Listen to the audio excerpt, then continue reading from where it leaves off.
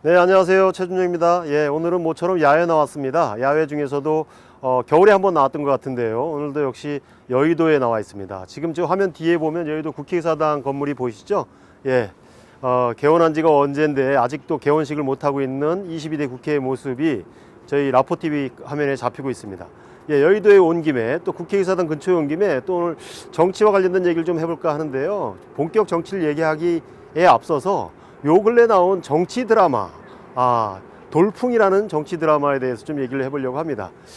저는 며칠 전에 그 돌풍이라는 드라마를 우연히 알게 돼서 시청하기 시작했는데, 그날 저녁 정주행하느라고 새벽 3시까지 잠을 못 잤습니다. 1편부터 12편을 쭉 이어서 봤는데요.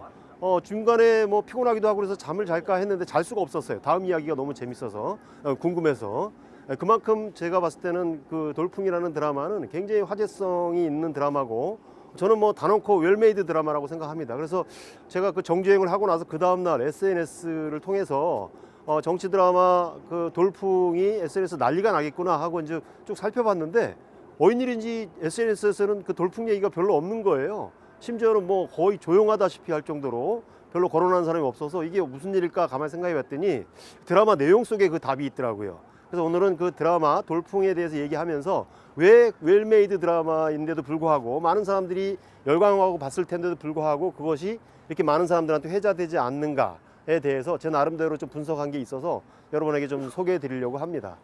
먼저 돌풍이란 드라마는 설경구 배우가 사실 영화 출연만 주로 해왔던 배우가 드라마로는 최초로 주연을 맡은 거라 그래요. 그래서 뭐 신인상 얘기까지 벌써 나오기도 하고요. 그리고 뭐 드라마 배우로서는 뭐 정평이 나 있는 김희애 씨가 또 여자 주인공으로 나오는 이 설경구와 김희애의 어떤 대결 구도를 그린 드라마인데요. 내용은 뭐 아까 말씀드렸듯이 우리 현대 정치사의 주요 사건들을 뭐 굴비 엮듯이 하나씩 쭉 엮었어요. 그래서 드라마를 보다 보면 많은 사람들이 얘기하는 게 정말 다양한 현실 정치인들의 모습이 보인다, 이런 얘기를 할 정도로 굉장히 그 리얼리티가 살아있는 드라마라고 할 수 있고요.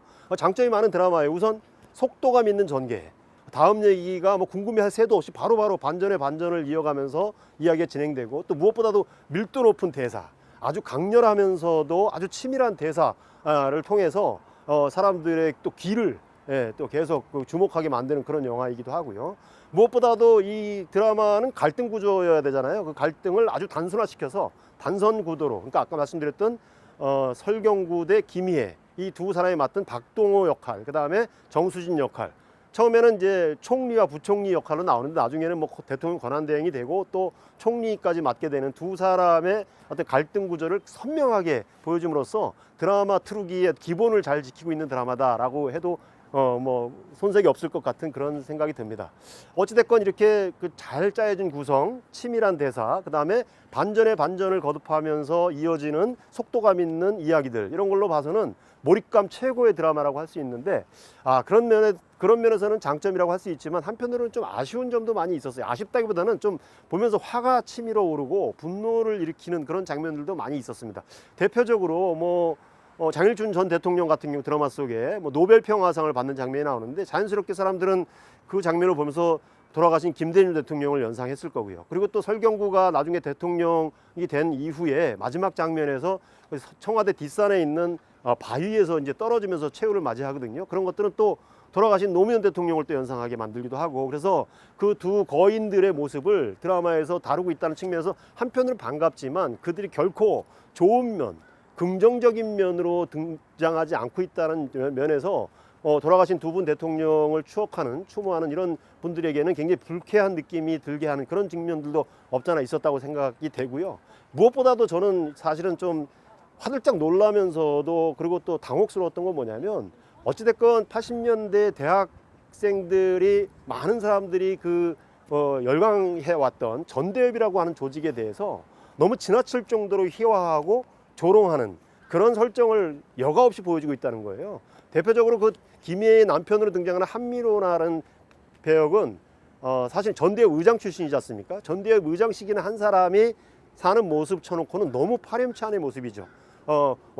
정치하는 와이프의 사실은 빌붙어서 그 기업에 돈이나 받아먹고, 그죠? 뭐 사모펀드 만든다는 미명하에 대기업의 그 뇌물성 어떤 자금을 받아서 겨우 뭐 자기 사업을 이어가는 모습들 이런 걸 보면 야 그래도 한때 그 시절을 호위했던 그런 전대협 의장이 저런 모습으로 그려진다는 게 도시상체 어떤 의도를 가지고 있는 걸까? 아마 전대협이라고 하는 그 막강했고 어떤 어마어마한 그 상징성을 가지고 있는 학생운동 조직에 대해서 이 작가가 굉장히 좀 어떤 비아냥되는 조롱하는 그런 심사를 가지고 그렇게 그려낸 게 아닌가 하는 생각이 들었습니다. 또 하나 화가 나는 지점은 저는 이거는 화가 나다 못해 이거는 좀 드라마를 고발하고 싶은 생각까지 드는 게 뭐냐면 드라마 속에 보면 그 정치인 정수진의 조종에 의해서 노동운동 하는 사람들이 동원되는 모습들이 몇 차례 비춰져요. 그러니까 정수진이라는 정치인의 어떤 정치적 야욕을 위해서 그의 어떤 권력욕에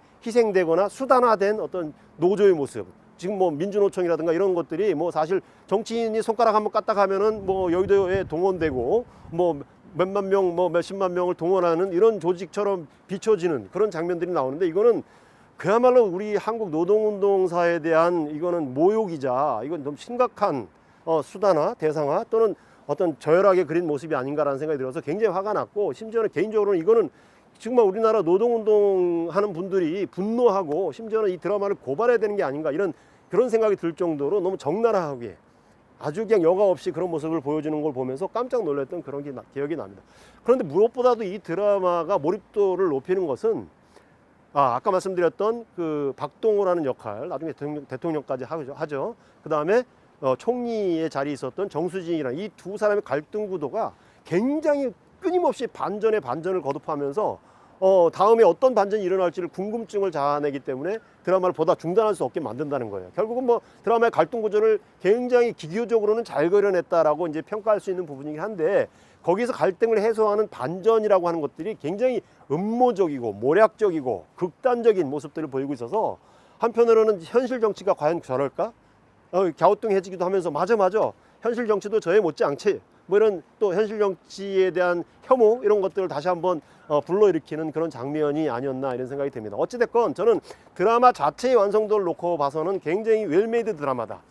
짜임새 있는 드라마고 속도감 있는 드라마다. 캐릭터 구성을 굉장히 잘했다. 그래서 저는 긍정적인 요소가 굉장히 많이 있는 드라마지만 그 속에 등장하는 현대 정치사에 빼놓을 수 없는 거인들 또 우리가 존경하는 분들 또는 현실적 족적을 남긴 분들 또 실제로 현재 정치를 하고 있는 사람들의 캐릭터 이런 모습들이 너무 좀 희화하거나 또는 너무 부정적으로 다루고 있거나 또는 뭐 조롱하는 듯한 심지어는 이런 모습들을 보여주고 있는 것은 좀 아쉬운 점이고 안타까운 점이고 또 좀 과하지 않았나 이런 생각이 듭니다.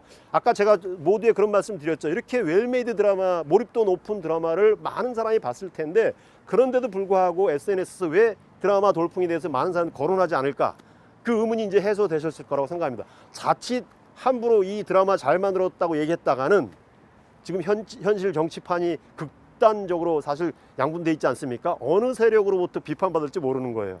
아까 말씀드렸던 80년대 운동했던 운동권 출신들의 비위를 상하게 만들 수도 있고 또 현재 어떤 야권이라고 하는 민주당 이쪽의 어떤 비위를 건드릴 수도 있겠고 또 반대편에 있는 뭐 지금 국힘으로 대표되는 여권의 어떤 모습들 그분들한테 또 비난받을 수 있고 그러니까 사실 사람들이 드라마는 재밌게 봤지만 몸을 사리는 것 같아요.